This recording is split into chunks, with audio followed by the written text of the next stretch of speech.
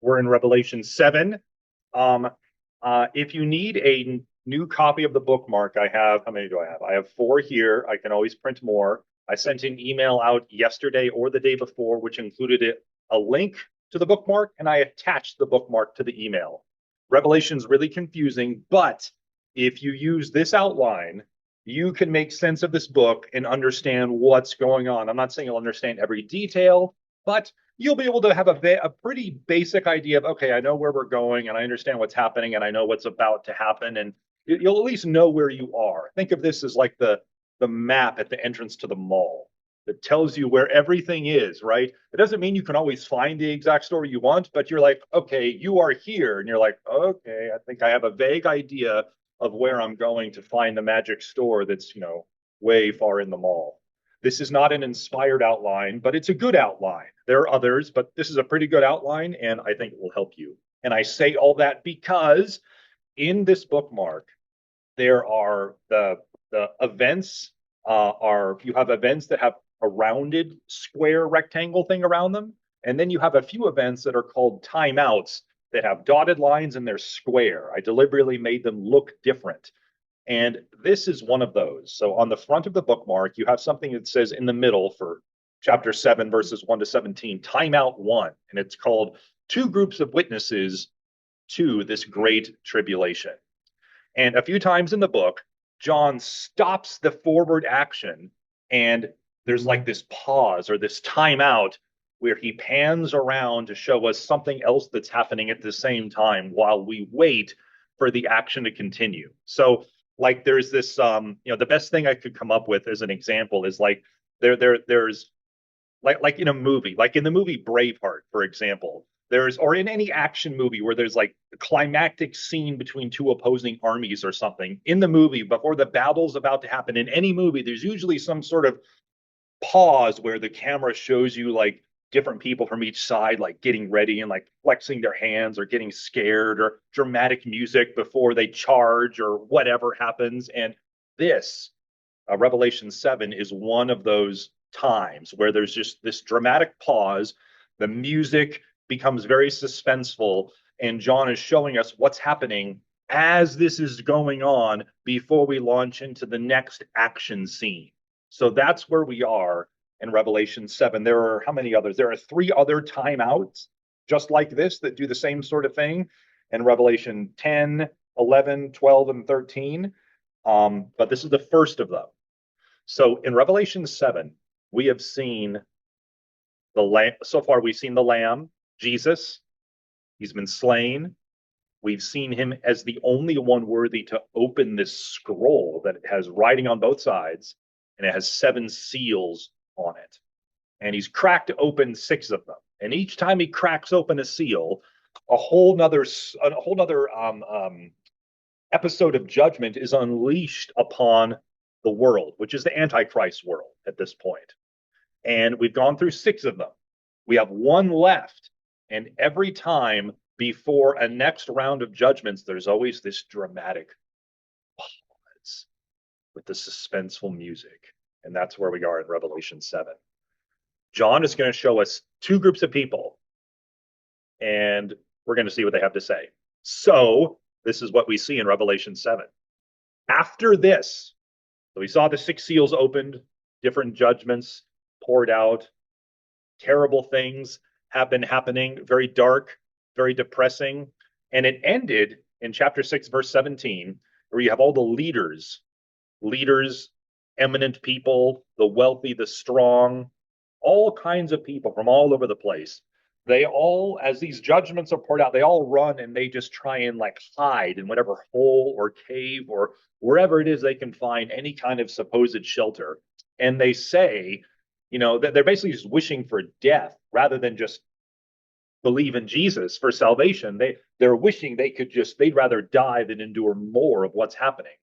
And they say in chapter 6, verse 17, for the great day of their wrath, the Lord and the Lamb, the great day of their wrath has come. Who is able to stand?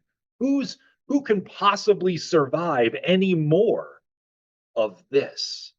And now we see these two groups of people that are watching what's happening. So after this, chapter 7, verse 1, after this, I saw four angels standing at the four corners of the earth, holding back the four winds of the earth so that no wind would blow on the earth or on the sea or on any tree.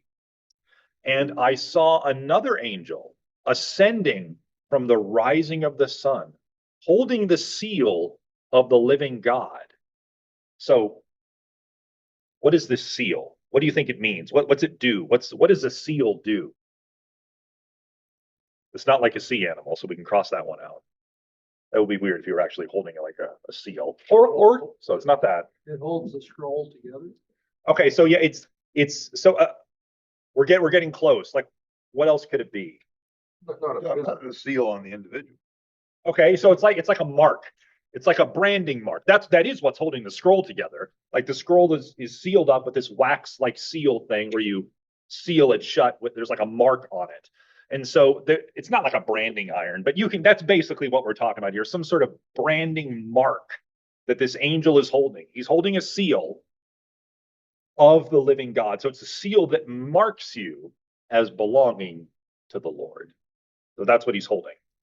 And knowing that the Antichrist is like Jesus's evil twin, and everything the Lord does, everything Jesus does, the Antichrist copies, just like generic Safeway Cola is a copy of Coke and Pepsi. It's a cheap copy. It's not as good. It's a copy. The Antichrist copies everything that the Lord does. What is the equivalent that everybody knows about, whether they're a Christian or not, the equivalent to this mark of God, the evil twin equivalent? What is that? Talks about 666 and everybody that gets sealed by the Antichrist number, basically, they can shop and sell and do Okay. in the stores, but people without that mark can't. So this famous mark of the beast that so many people know about, even though they don't know anything about the Bible, that is the evil twin equivalent of this divine mark, that this seal, this branding seal that this angel has. There's an evil equivalent. That is the mark of the beast. And this angel is about to stamp a bunch of people with this seal saying, this shows everyone, you all belong to me. You belong to the Lord. The Antichrist is going to have his equivalent. We're going to see later that this stamp says you belong to him. So there's this evil twin thing that always goes on between the Lord and between the Antichrist. It's always a cheap copy. So the angel has the seal. Sort of, you see like the out of the rising sun, you see this figure of this angel with this seal sally forth. And he called out with a loud voice to the four angels to whom it was granted to harm the earth and the sea, saying, do not harm the earth or the sea or the trees until we have sealed the bondservants of our God on their foreheads. So before this judgment, or the last seal can be cracked open, the angel says, nothing's going to happen until I mark a whole bunch of people so everyone knows that they belong to me. And John, yeah, we're going to get to that in a second. Yes, yeah. John he doesn't steal, but he borrows tons of language from the Old Testament prophets and recycles them in Revelation. He does it tons and tons and tons of times. And there's an Old Testament incident where this exact same sort of thing happened in the book of Ezekiel, in Ezekiel chapter 10, when Ezekiel is off in Babylon, prisoner, and God gives him a vision of how bad things were back in Israel as the Babylonians were about to finally put an end to Jerusalem. And he showed him all these visions of a whole bunch of Israelites at the temple worshiping the fake god of the sun, the stars, and worshiping all sorts of other bizarre and psychotic things.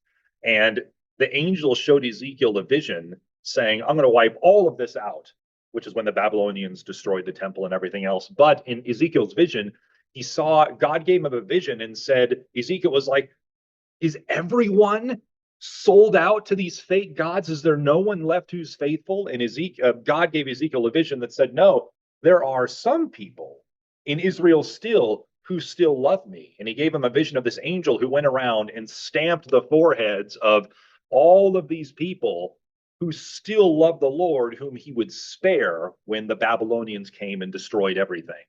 And John like seems to take that imagery of the stamp on the forehead.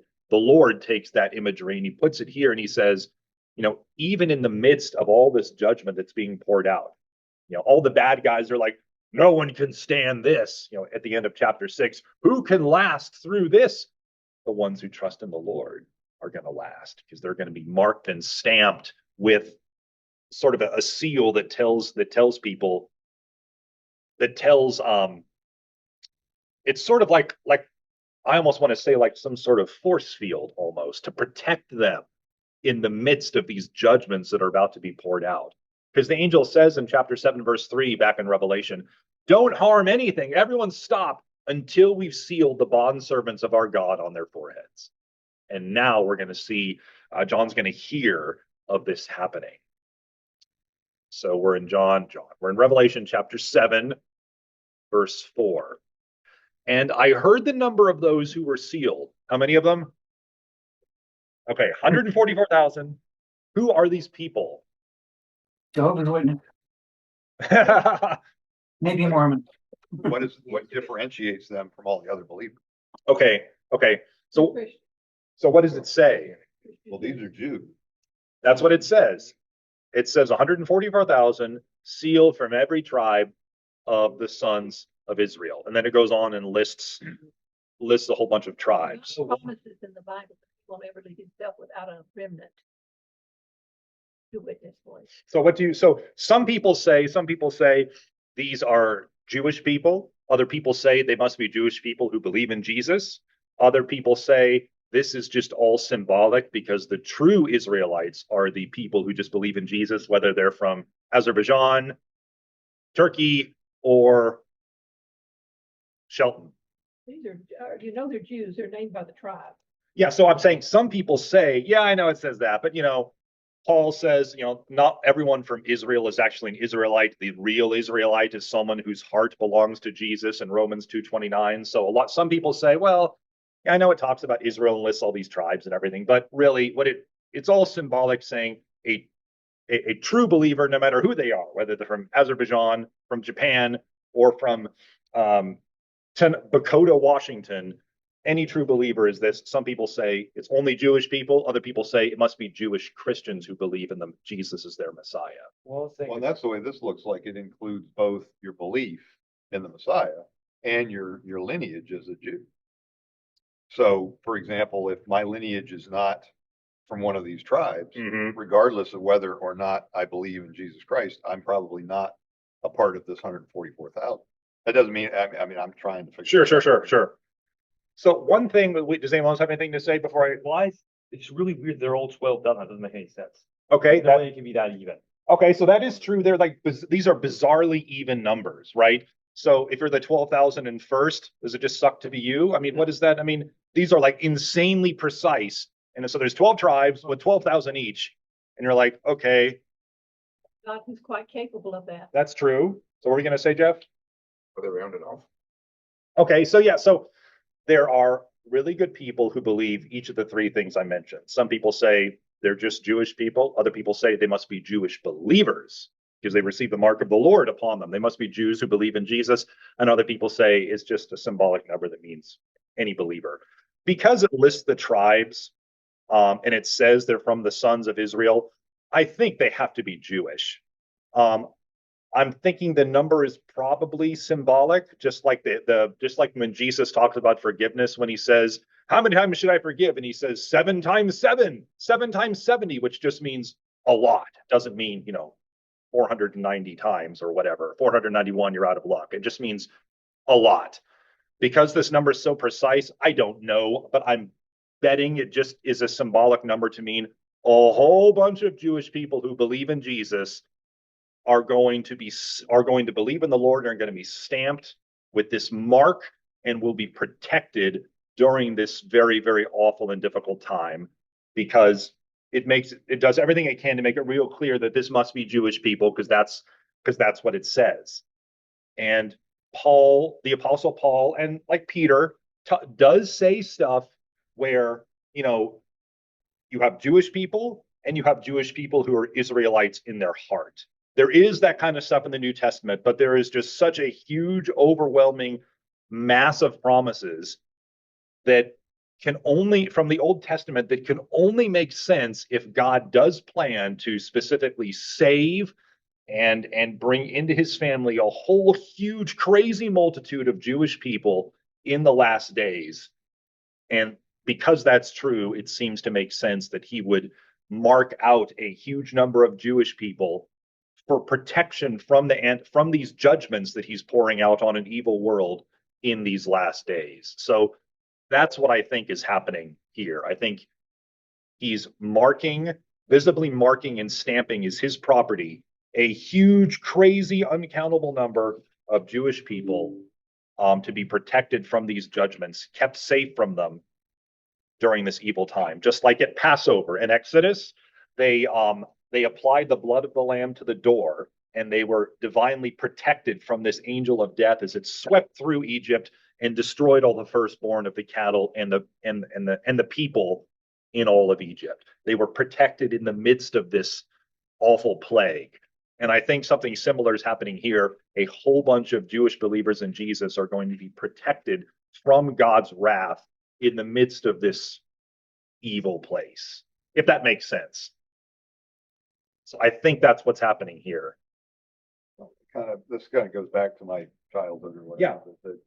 That this kind of goes back to God's promises in the Old Testament to Abraham and so on and so forth. Yes. About his relationship with the Jewish people or the Israelites versus everybody else. Yeah. So this is the dividing line. So in different churches you might have been at, there are basically two opinions on this, to be really kind of crude about it. One group of people, not from our tradition, will say, yeah, a whole bunch of promises were made to ethnic Jewish people back then. But in the New Testament, the Lord reshapes all of those promises. And instead of all those promises being made to ethnic Jewish people, the promises are really for people who truly love the Lord from their heart, whether they're Jewish, whether they're Turkish, or whether they are from Yale, Washington.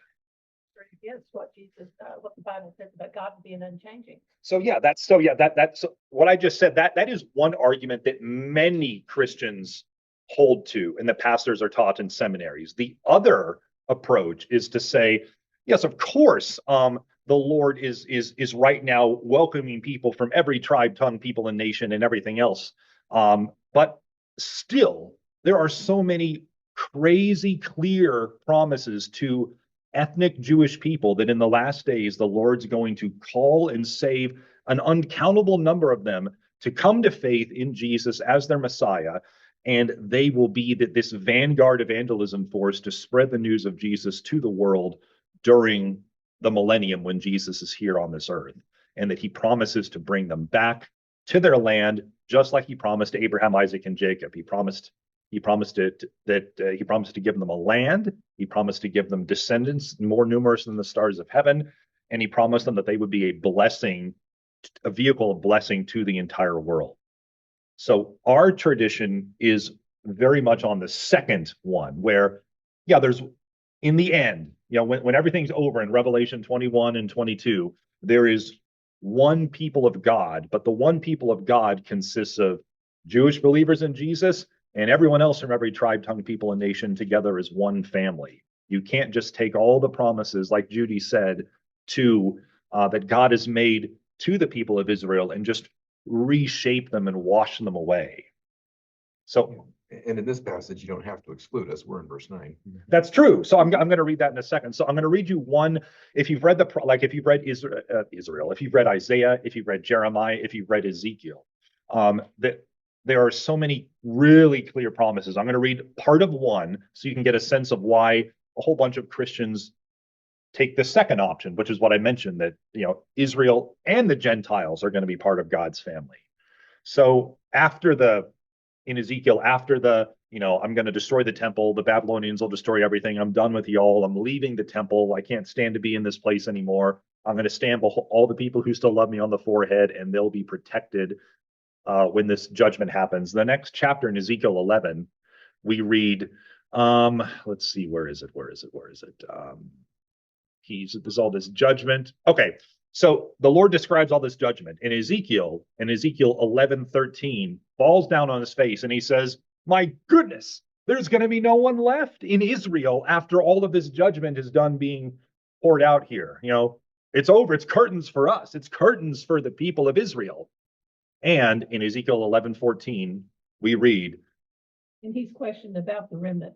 yeah, he's asking, there's not going to be any believers, any remnant of believers who really do love you left after these judgments are there. And the Lord says, in Ezekiel 11:14, the word of the Lord came to me saying, Son of man, your brothers, your relatives, your fellow exiles, in the entire house of Israel, all of them are those to whom the inhabitants of Jerusalem have said, keep far from the Lord, this land has been given to us as a possession. Therefore say, so he wants Ezekiel to comfort people with this message. Though I had removed them far away among the nations, and though I'd scatter them among the countries, yet I was a sanctuary for them for a little while in the countries where they'd gone. Therefore say, this is what the Lord says, I will gather you from the peoples and assemble you from the countries among which you've been scattered, and I will give you the land of Israel. And when they come there, they'll remove all its detestable things and all its abominations from it. I'll give them one heart and put a new spirit within them. I'll remove the heart of stone from their flesh and give them a heart of flesh so they may walk in my statutes, keep my ordinances, and do them. They'll be my people and I shall be their God. He promises Ezekiel to tell and tells him to tell everyone, you're going to be scattered and the nation's going to be destroyed, but I will bring you back. I will bring those who love me. I will bring them back. I will give them their land, and it will be like it should have been under Solomon if he hadn't run everything off the rails, only better. Do you think that's the reestablishment of Israel, or is that some point in the future? I think this is going to happen. This is going to happen during the millennium when Jesus comes back to rule as the king over David's house and establishes that during the 1,000-year reign. That's David right now. It's your phone. Oh, okay, that's fine. You said you didn't have your ears in, so I thought maybe you didn't hear it. Who knows? I heard it. Okay, so anyway, so promises like that are why, there are the New Testament has lots of passages about how a true Israelite is someone whose heart is circumcised and who loves the Lord from the inside out. But I don't think that washes away promises like this that are so clear that Ezekiel, when Ezekiel heard this, the only way he could understand this was that God was making a promise to the believing Jewish people, whoever they are, wherever they are, whenever they are. The Jews who believe in Jesus as their Messiah are the ones who the Lord's going to bring back. And I think we see some of that here in Revelation 7, when John hears of this untold number of Jewish believers in Jesus who are going to be stamped with this mark that says property of the Lord, and are then going to be protected from all of the judgments that are about to be poured out, because there's still 14 more to go. The seventh seal contains 14 judgments. And just like in Egypt on the first Passover, when they apply the blood of the lamb to the door, and it's like a force field protecting them from the judgments that God poured out on Egypt, they'll be protected from the judgments of this seventh seal, which is 14 individual judgments. And that's the 144,000 and the masses Which masses? in the Which one? Oh yeah, the ones that we're going to get to. So no, I believe that probably more people are. I'm guessing that more people get this seal than just Jewish believers in Jesus. But I think that John is specifically highlighting this insanely large number of Jewish people because of all the promises made to the Jewish people that they're going to be protected and brought back. So I'm betting that, I don't know, but I'm betting that more than just Jewish believers get the stamp. But those, Protected though, because later it talks about the martyrs. yeah. So we're going to get to some of that in a moment. Not everyone's protected, but a huge number of Jewish people who believe in Jesus are certainly going to be protected. Now, like Jeff said, and Phil, now we're going to go to the second group, which won't take very long. Okay, maybe it will, never mind. But group number 2, after these things I looked, and what's he see? Where are they? From every nation, tribe, and they were standing before the throne of the Lord. Okay, if they're standing before the throne of the Lord and before the Lamb, where are these people? Every tribe and nation. That's true. And then Ralph was right. They're in heaven. So you have 2 groups of people. You have people on earth. The angel says, hey, wait, pause. We need to mark all of these Jewish believers in Jesus. But then there's a second group. They're in heaven. And they are from every tribe, tongue, people, and nation. They're standing before the Lord. They are clothed how? And white. White robes. Okay. So white robes means they're pure. They've been made holy. You know, the symbolism, just like, you know, brides wear white on their wedding day to signify that their purity, goodness, and all that fun stuff. We still have some of that symbolism still hanging out. And what are they saying in verse 10? What do they keep saying over and over as they're there in heaven in the Lord's presence? Salvation comes from our God who sits on the throne and from the Lamb. Okay, salvation belongs to our God who sits on the throne and to the Lamb. And then we have the angels and those 24 elders, which I think are angelic creatures. Again, we have them again, and they're still doing their constant, you know, praise on eternal repeat. That's still going on right there in verses 11 and 12. And then we have this like dialogue here in verse 13. One of these 24 elders sort of sidles over to John as he's there. He's having this vision. So in his vision, elder kind of sidles on over to him, and he says basically, you know, who do you think these guys are who are in the white robes, huh? Who do you think? And he's not asking because he doesn't know. It's more of, like I said, it's more of a, hey, who do you think these guys are, huh? Kingdom of God. And John says, you're the one who knows.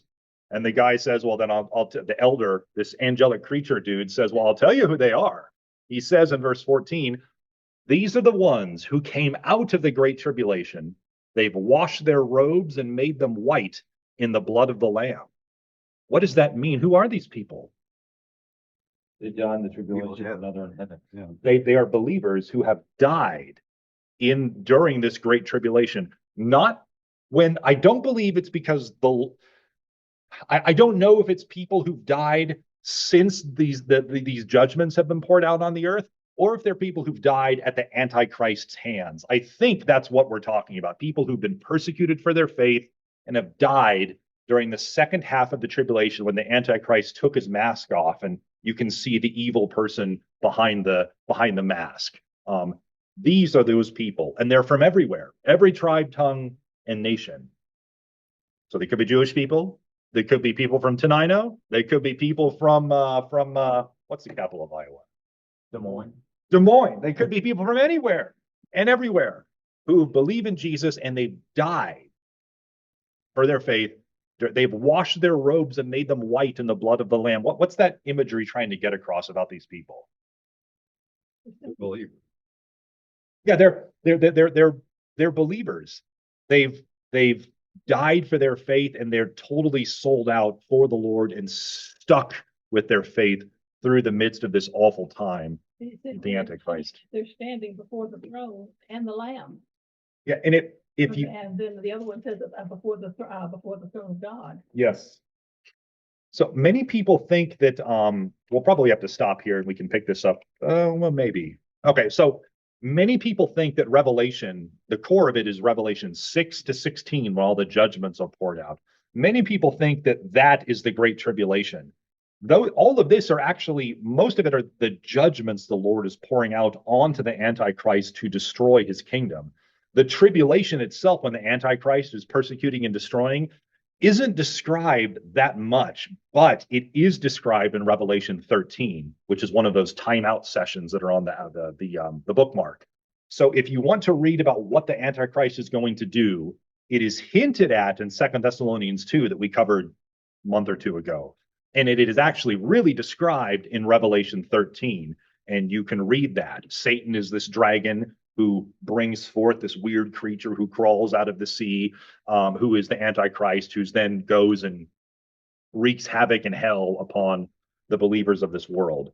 So you can read about that there. But Revelation 13 tells us why why something like this would come about. Why are there so many people who have died for their faith? You can't even count them. This huge multitude, because that's how bad it is. And I'll finish. And that doesn't include anybody who was a believer who died before the tribulation began.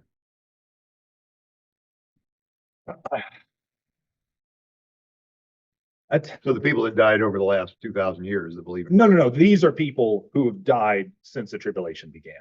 These are all people who have come out of the great tribulation. All of these people. I'm sure there's a whole, we saw, I think this is the same group from Revelation 5, the ones who died and are saying, hey, how long, Lord? So this isn't all the people who've ever died for Jesus. This is just the scale of death that believers will endure during the tribulation. And it says in 2 more verses, or 3 more, then we're done with this chapter. For this reason, they are before the throne of God. They serve him day and night in his temple. And he who sits on the throne will spread his tabernacle over them. They will no longer hunger nor thirst, nor will the sun beat down on them, nor any scorching heat. For the Lamb in the center of the throne will be their shepherd and will guide them to springs of the water of life. Where's that from? What's that passage that remind you of? Psalm 23, maybe, Thor? Okay. What in the Gospels reminds you of this spring of living water or a water of life? The woman at the well. The woman at the well, when Jesus said, come to me and you'll never thirst again. I'll give you water that wells up inside you for eternal life. And the same metaphor here. And it's not an accident that John wrote John chapter 4, the woman at the well, and John wrote Revelation chapter 7. John's own memory and personality and things that stick in his mind, the Holy Spirit seems to use here, and he picks that up, and the Lord puts that here for us to have as well. He'll guide them to springs of the water of life, and God will wipe every tear from their eyes. So this is the pause, the dramatic pause before the seventh seal is cracked open, and the first of the 14 judgments within that are poured out in chapter 8. These two groups of people, huge number of Jewish believers in Jesus, marked with the seal that says property of the Lord. They'll be protected in the midst of all this judgment poured out on the forces of evil. And then group number 2, pan up to heaven, untold numbers of believers from every tribe, tongue, and nation, probably Jewish people as well, who've died for their faith during this last 3.5 years, who are praising the Lord and praising the salvation that he and his eternal Son offer. And now we go to the seventh seal that's cracked open here in chapter 8 next week.